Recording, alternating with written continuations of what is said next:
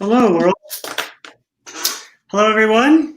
Hi. I'm sure that there are people out there in cyberspace checking in. I'll give them a few seconds to all join into the discussion. So I'll make my introductions slow. My name is Anthony Kaufmann, and I am a senior programmer at the Chicago International Film Festival, where tonight's film that we're discussing actually played the first weekend of the festival, the new Bauhaus. We were really excited to have it. It wasn't quite the world premiere, but it was pretty close. And yeah, we had some great screenings. For those of you who missed it, I hope you enjoyed it in the last few days. And we're really excited to have with us the director of the film, Alyssa Namias, Liz Siegel, who you might remember as one of the important voices in the film, one of the stars of the film, an associate curator at the Art Institute, and the author of Taken by Design, Photographs from the Institute of Design, and one of the producers on the film, Marquise Stillwell, and we will be discussing the film. So I'll start with a few questions. We'll get some basics out of the way. I have one or two curveballs I might want to throw at you all. And then we'll take questions from the audience. Please type in your questions and we'll try and get to everyone's questions. So let's get started. So the new Bauhaus is, many ways a historical film, right? It's about things and events and people that happened many decades ago, and yet obviously there's resonances that we can talk about that are still valid and relevant today. So a sort of two-part question to get us started, really. One would be about that, about how you see the kind of current resonances of Moholy and his work for the current moment, and then also the film itself. When you made this film, Alyssa, it was obviously a very different historical moment than when many of us are now seeing the film. So I'm wondering if you can talk about that difference as well. So I don't know, maybe Liz, do you want to start with some background, and Marquise as well, on why do you think Moholy remains important today?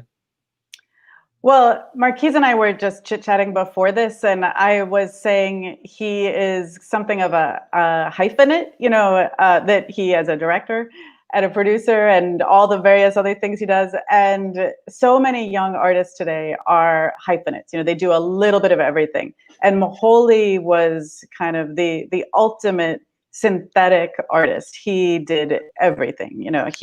He painted, he sculpted, he photographed, he did films, he did design of all kinds, and he ran a school. And this kind of interdisciplinarity is particularly key today. And he was also a utopianist. I mean, he had this vision of a world in which art could change society, a world in which everyone was talented and contribute to that. And he came here as an immigrant and made that happen. Alyssa. You want me to speak? Well, yeah, I mean, thank you, first of all, for having us and for, getting the film out there and in the current conditions. It really means a lot, Anthony, and the team at Open Docs who made this happen. So, and thanks, Liz, for being here too and for being in the film. I think that everything you said, for sure. And what also popped into my mind is the centrality of education for Moholy.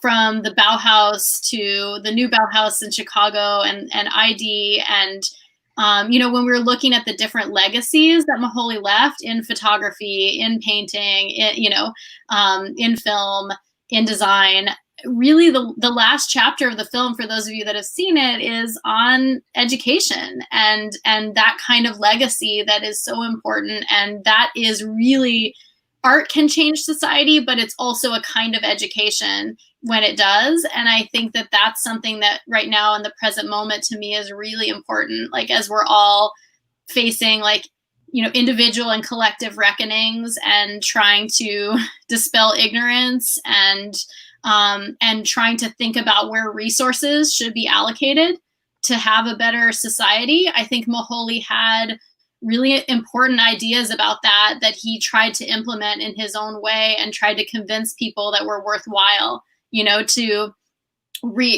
get philanthropic support and civic support for education, and arts education in particular. So that to me is like a really something that I'd like folks who see the film in this moment to think about, and to consider, you know, the value of, like, because I think he truly believed in it. And that was, you know, his own art is powerful, but also the folks he taught, and then the next generation and the next, as Liz says in the film so well, like those, you know, the effect of that, of giving resources to education and arts education is really profound. So, yeah. Marquise, do you want to add anything? Yeah, I mean, I'll add something just very simple, and it kind of speaks to why we chose to do this story. And I would say I really connected with Moholy's curiosity, and I would say this sense of curiosity is really important right now. Curiosity also requires lots of vulnerability, and I think we're all feeling that vulnerability right now, not knowing, you know, what does that new normal look like or feel like? And it really resonated with me in regards to his ability to come to a new country, not necessarily fit in, but it was this sense of curiosity that drew people in to his world. And so, you know, that's something that I'd say really resonated with me personally and with Open Docs. And I do believe it's very important with everything that we're going through right now. What's the other side of this? Well, it's going to be driven through curiosity and play, and Moholy definitely embodied that. Marquise, when if you can take us just a little bit back, sort of practically speaking, what was happening, and Open Docs is the company that produced it, what was happening with you guys at the time when you're thinking, okay, wait a second, we need to tell this story? Yeah. And it's a very specific part of the Mahoneys story, right? I mean, for us Chicagoans, there's obviously like added relevance, and like, you know, why this Chicago piece especially? Yeah, I'd say it's very much part of the DNA of Petter and I, the way that we approach films. You know, when I'm talking about the films that we produce, some people say, well, what are you trying to portray? And for me, it's less about answering questions. It's more about questioning answers and also provoking people to actually go deeper. And I hope that when you watch the film, that you leave, again, curious, you want to ask more questions, you even want to question a lot of the answers that you thought about, whether it's regarding who Moholy was, who you are as a designer, who you are as a creative, and who you are as a person. I love the fact that Moholy wasn't necessarily just about breaking rules. It was about really doing something totally new, and moving beyond just rules and structures and formalities. And so it is a part of the type of film work that Petter and I constantly look for. And so when we saw this, it was a pretty easy, like, aha moment. Like, yeah, we get it. This person needs a platform. This person should have been recognized. But we also know that because of his unorthodox way, that he wasn't always trying to be, quote, an artist, someone that you can go see, but he was more about the process. And the process required curiosity. And that, to me, is the process of filmmaking. So yeah, that segs nicely to a question for Alyssa. Like, you know, when you're telling this story, right? When you're you know, it's your job to, you know, you're tasked with making a documentary about this figure that Marquise just described, which, you know, that's a heavy bar, right? How do you live up to that, right? How do you channel the spirit in a way that, you know, is faithful to what he's all about, without, you know, one being just totally crazy, right? A film that would maybe like be a little too experimental, and yet still have that spirit. Well, that was and is something that's a challenge about making a work of art about art or about an artist, is to convey their spirit and their work and commune with it and sort of be aligned with it in certain ways without imitating or trying too hard in a way that doesn't do service to their work and their legacy. And I think we went about it in some pretty some ways that were really daunting and hard, and some ways that were really playful and fun, because he had this kind of seriousness to him, and also experimentation was a huge value. So I mean, just to give a few examples, like we did serious research, like really grounded ourselves and met with the folks who knew about his life and legacy. First and foremost, his daughter, Hatila Moholy, who is an incredible custodian of his legacy. She knows so much. She always says that she doesn't know as much as other people, but she really knows a tremendous amount and has kept an archive that she opened up to us in sort of unprecedented ways to film and copy. And she's very generous with all scholars, but she was particularly generous with us with her time,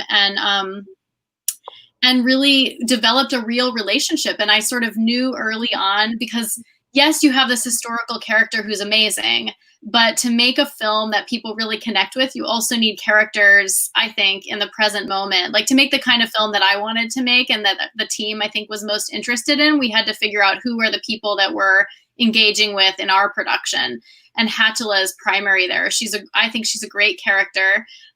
She's got this, she's got a kind of really pointedness about her and real sensitivity, like pointed in a good way. Like, she's sharp, for someone, and she's gone through a lot. She knows Chicago inside out, and she knows her father's legacy. So it was a real pleasure to work with her and to kind of welcome what that would bring. Like, what parts of her father and her parents and the school would she lead us to? Was a kind of experiment. And then on the other hand, we also had like the Institute of Design and IIT and the Art Institute and places that had resources and archives that let us in to work with. And then we did like really playful things, both in production and in the edit, where we had like, brainstorming sessions and think tanks with current, Marquise was at some of those, where we were thinking about what are people doing now at ID and what's the role of the current school, which is really a kind of, you see images of it in the film and it's woven into the fabric of the film, but it's not like a current event story about the school.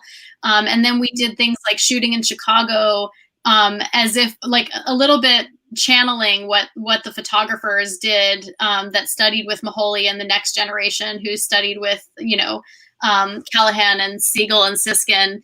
And so some of the photography that Petter did, the cinematography, was sort of in homage to or speak in dialogue with some of that photography, as well as the animations in the film. Some of the ways that we show the films and the artwork take liberties with artwork that myself, who was trained as an art historian and an architect, like normally wouldn't have taken. I was a little like, I don't know, or can we do this and then Hatila saw it and she was like, this is great. So we're like, okay, we have her blessing. But also it worked, like to be able to think about how Moholy was seeing the world was important. And not just how we see him, but to kind of try to convey a little bit how he saw the world. Yeah. I think of those animated photo montages. Photo montage, right? I mean, in some ways, like that could be sacrilege. I don't know, yeah. Liz, at the museum, could you animate some photographs or paintings if you liked? Well, these guys are making a whole new work of art, yeah. So there are liberties to be taken. Yeah. Was there anything in the film, Liz, that was new to you? I'm curious. Yes, there was some footage that I hadn't seen before that I was so jealous that you guys had found. Well, and we had Sound ABC. So while we were in production, one of Moholy's films that had been lost, an optical sound film that he made, was unearthed by the BFI, the British Film Institute, during production. So our documentary was actually the first contemporary film to be able to present that footage within our work of art and kind of incorporate it. And I just my choice there was just to let it play, because it's it's like super avant-garde. It's this noise art that was made in 1920. I might get it wrong, but 23, I think, or 29. Mm-hmm. So that kind of thing happened. And with the archive, I wanted to, we worked with archival producers and ourselves did a lot of research, but what I wanted to do was, as often as possible, represent historical moments and context through art. So using, for example, commercial art design or fine art. So when we're talking about World War II, it's not just stock. It's actually very little stock footage or historical archive footage, and more so it's photographs that were taken by artists at the time, or designs that were done by artists like Herbert Bayer for Container Corporation, like advertisements about the war. So we wanted to experience the world of the film through the eyes of artists and through footage that Moholy made himself. So some of the time in the film, in our film, in the new Bauhaus, you see footage by Moholy that's sort of labeled and almost like a didactic situation in a museum, as I think is a relevant way to present his work. And then other times you see it in our own montage, like without necessarily being labeled as Moholy's work, but we're using it to represent the way he saw the world at that moment. Liz, what do you think of his influence on contemporary artists? Do you see, some of the things that he was working out, like percolating, continuing to percolate? Yeah, sure. So there's a whole slew of artists who explicitly mention their gratitude and their indebtedness to Moholy, and usually the work there is around maybe projection and light, or cameraless photography. So like Walid Beshti making photograms, or Alison Rossiter exposing unexposed pieces of historical pieces of paper. They're both looking at ways of using Moholy's methods in photography to make abstract works of art. But Moholy also was very interested in installation and projection and dematerialization. So there are artists who are explicitly engaging that kind of approach. But then I think there's a whole generation of artists who maybe haven't even heard of Moholy, who don't know how indebted they are to him. But Moholy would have embraced the technologies that are available today and would have loved them and loved experimenting with them. He probably would even love this panel where, we're not doing anything but talking. But, the fact that we're in 4 different seats in 3 different states, and we're all coming together in this way. So I think anybody who is experimenting with materials, who's testing, who's asking, what can this do? What can it do that it hasn't done before? That's embracing new technology. They're indebted to the spirit of Moholy. Sure, and it's in the film, but the idea of multimedia and crossing, boundaries and crossing forms. I mean. Maybe you can, I don't know, Alyssa or Liz or Marquise, comment on how, I guess, how ahead of his time he was. Well, I mean, Moholy famously said that the illiterate of the future would be the one who can't read images, right? And I mean, that to me is, I thought about it again this week when I saw that Fox News took down a doctored image that had been sutured together in some collage-like way, and presented as fact. And I think about image literacy and how how prophetic it was for him in 1923, I think, to say something like that. That you know, yeah, I just think that it's, you know, we're very much in this moment where modernism is like, some of these things that were said in modern contexts are coming back in these haunting kind of ways in the contemporary world. And Moholy is one of those ghosts. Yeah. Anything else to add, guys?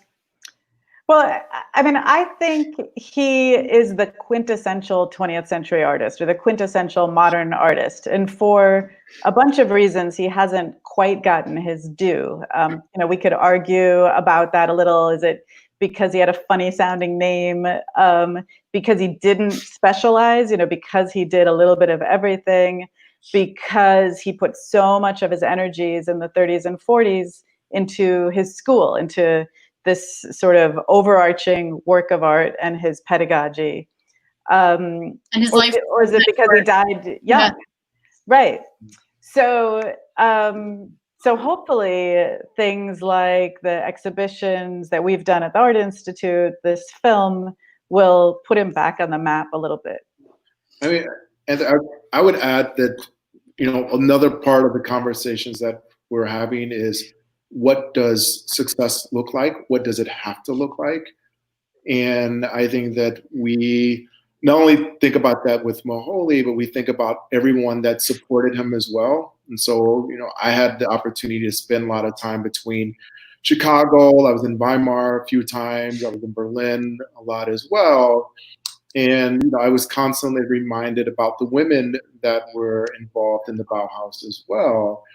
And, you know, there was a lot of questions, was the Bauhaus really successful? And again, you know, our point is always being provocative and seeing how can we go deeper. I love the fact that Hatala was so important piece of this film.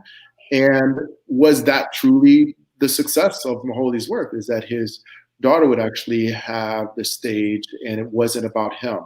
And I think that in this space that we're, you know, whether it's COVID, whether it's social justice, it is about the shifting of power. If we argue about, you know, what are we dealing with right now, it's power dynamic. And sometimes power dynamic is wrapped in this ideal of success. Success meaning that everyone knows you and likes you and loves you. But is that truly success? And I would argue that Moholy is successful. He was successful. And that our measure of success is in the legacy that you leave it through people, not what you leave in an object. Yeah, you made me think of the quote, not the product, but the person, right? It really speaks to that. And that's obviously a message that is important.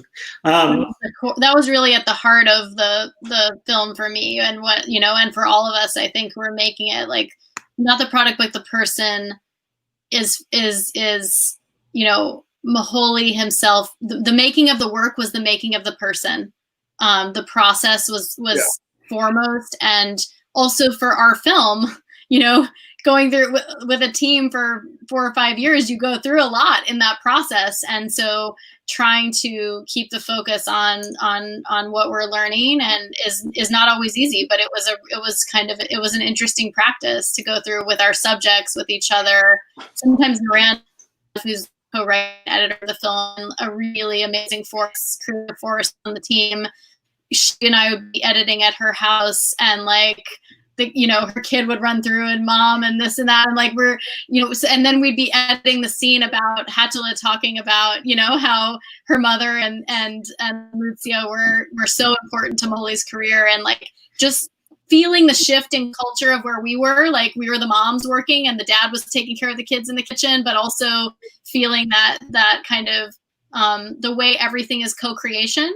It's not an auteur situation, and Moholy seemed to embrace that pretty early in the century. So I would love to hear questions from the audience. Please type in your questions so we can pass them on to our guests here. I'm gonna, while we're waiting for questions, I'm gonna throw this little curveball filmmaking question here. I'm gonna see, you've done many Q&As, Marquise, Alyssa. I wonder if you've been asked this question. So I just watched the film again this morning, and it ends with the glass on the table. And then he gets up and leaves. And like normally setting a glass on a table would be a sort of throwaway moment. But I have never looked so carefully and closely at the shape of the glass on the shape of the table. And I was like, wait, I'm like thinking the film has made me look at things in a different way. Yeah. And I was wondering if that was intentional. I have not been asked that question before, and it's a beautiful question. And it's really the most beautiful response that I could, that someone I think could have to a work of art that I'm involved with making, because I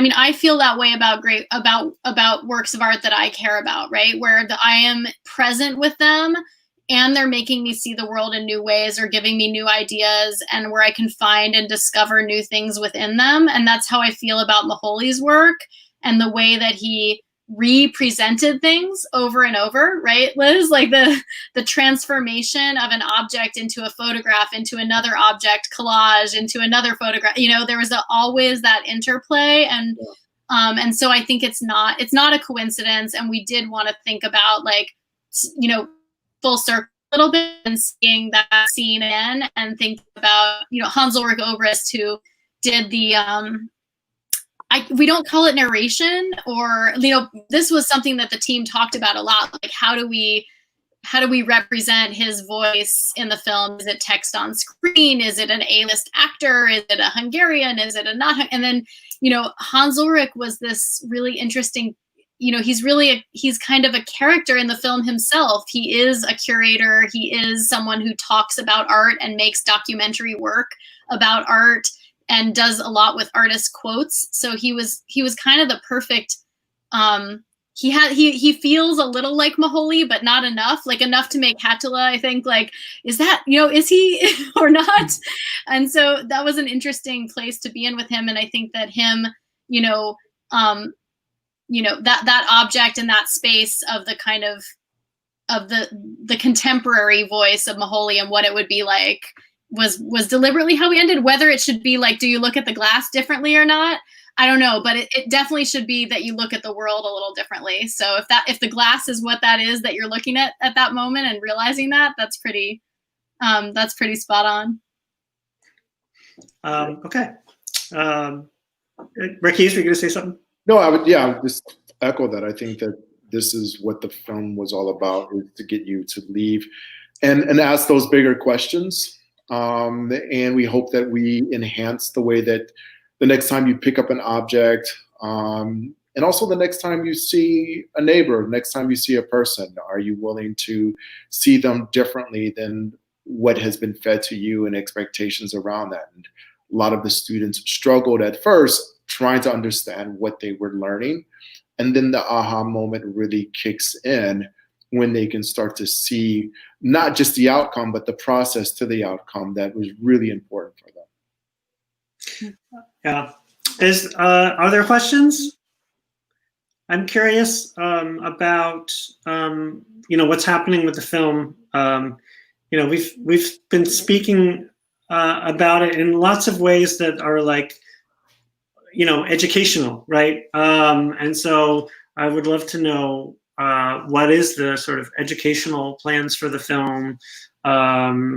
Do design schools have access to it? Do architecture schools have? Do art schools have? How are people are going to know more about it? Yeah, I mean, honestly, I was talking with Petter today, and I feel there's this virtual experience that we're going through right now as filmmakers that is really opening up new opportunities for the way that we engage with film that I'm really excited about. And I feel like it's very Moholy. It's very ironic that, we're sitting here in this virtual world sharing experience with a lot of people that we can't even see at the moment, but still engaging deeply. And so for us, I'm super excited. It's, you make those pivots. We had no idea that this would happen, but it still feels very successful in regards to filmmaking.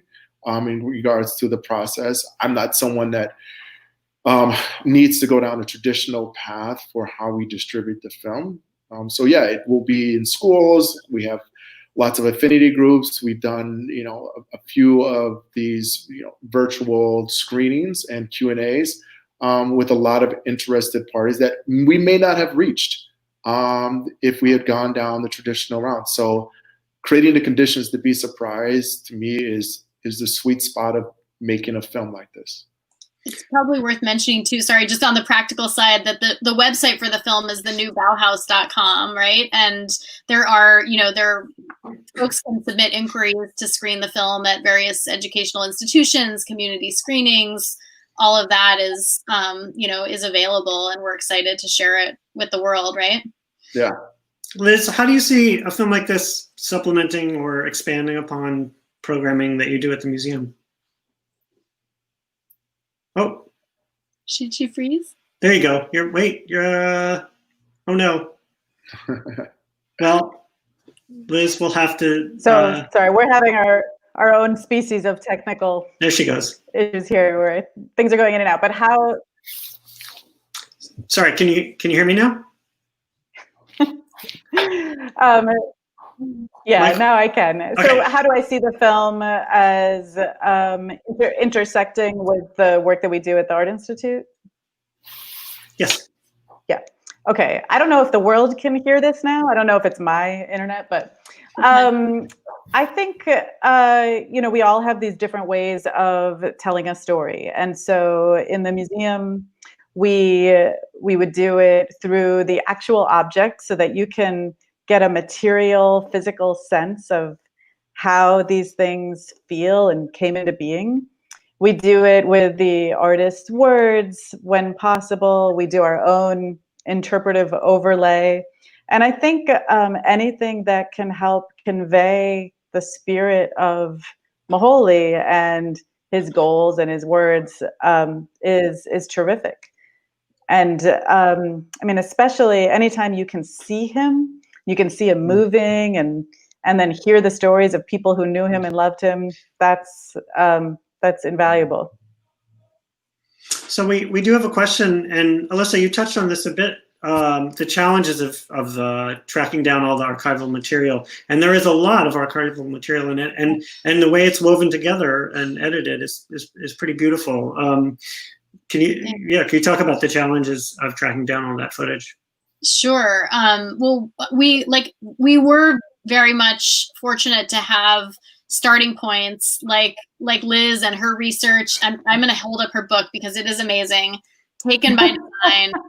This book is well, as filmmakers, we get this really wonderful opportunity to kind of dive deep into a world and then another world, with each project. And Liz and the other scholars in the film, Joyce Tsai and Tom Daija, is in the film. We have and they dive super deep for a long time, and they really get, Robin Schuldenfrei, and by the way, deliberately included a lot of women scholars, but also that happens to be who are the experts on this subject, which is wonderful. But we got to start with their research and really their generosity in sharing resources, as well as Hatila and her immense archive that's super specific to our subject, and the Institute of Design and IIT. They opened up their archives. So the scrapbook that you see that Moholy made of the new Bauhaus, where the title page and it says the new Bauhaus in this red,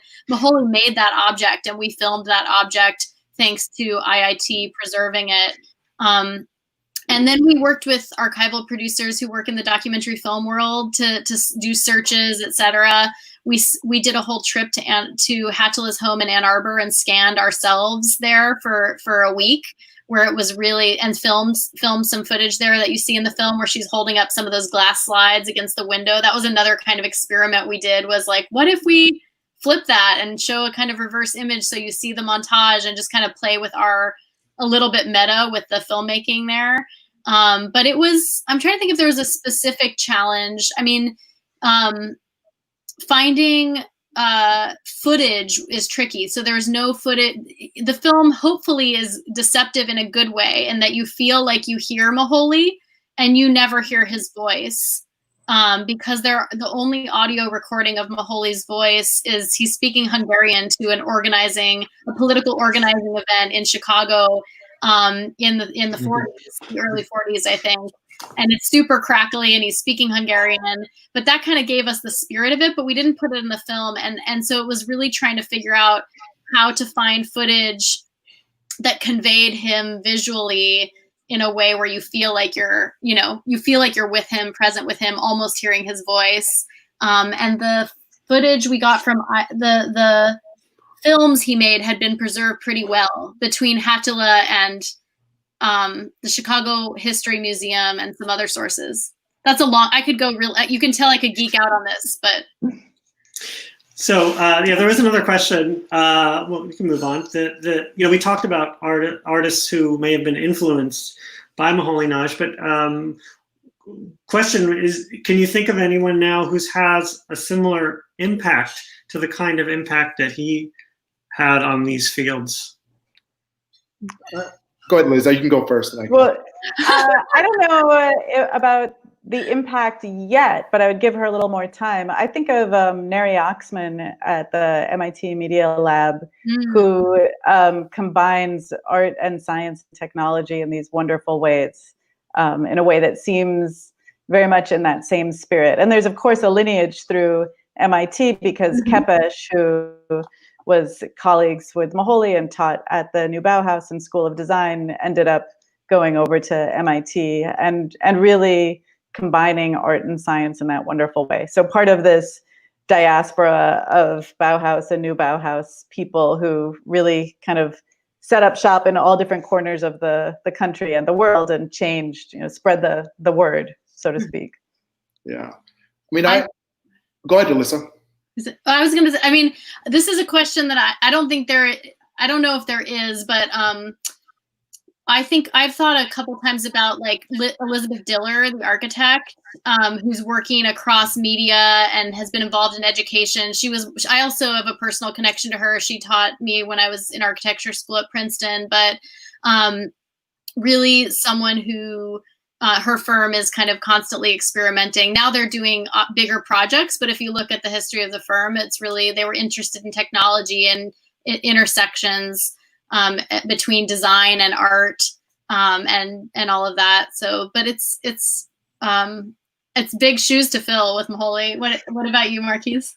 Yeah, I mean, I guess for me, again, what resonated with Moholy was he was somewhat of an outsider. And I would say when you're looking at Moholy today, you have to look at a lot of the minority artists and individuals like a Theaster Gates that has really expanded how we think about an artist, how we think about an architect, how we think about materials, and how we play with taking things that have historically gone against us and leveraging it to actually work for us.